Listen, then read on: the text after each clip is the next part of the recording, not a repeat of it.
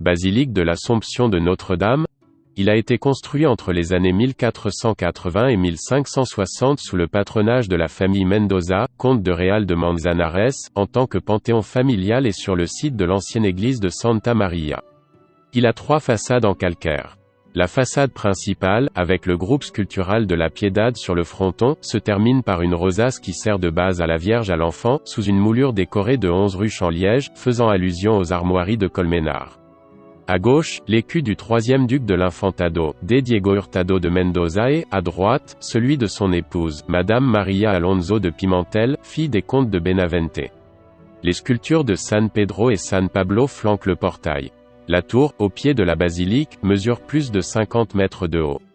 Il est divisé en 3 sections, surmontées d'une flèche octogonale. Les gargouilles ont la forme d'un dragon et d'un lion. L'escalier menant au chœur a une balustrade en granit de style Renaissance. Dans le trou d'ascension se trouvent les fonts baptismaux, l'une des plus anciennes pièces du temple avec le relief du retable de l'Incarnation. En plus de cela et du retable principal, la basilique en a d'autres dédiés à l'Immaculée Conception, à la Vierge du Rosaire, à Notre-Dame de Carmen, à San Juan Nepomuceno et à Santa Ana.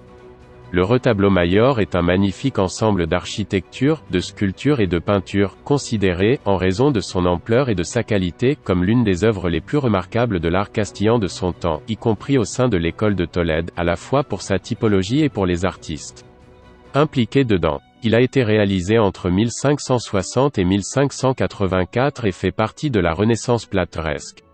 Alonso Sánchez Coelho et Francisco Giralt, entre autres, ont travaillé sur le retable.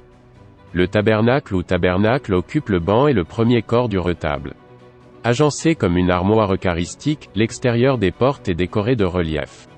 Le retable est complété par un calvaire dans le grenier, où le Christ crucifié apparaît flanqué de saint Sébastien et saint Jean-Baptiste. Dans le fronton triangulaire qui couronne la scène, la figure de Dieu le Père émerge avec l'orbe dans sa main gauche et bénissant avec sa droite.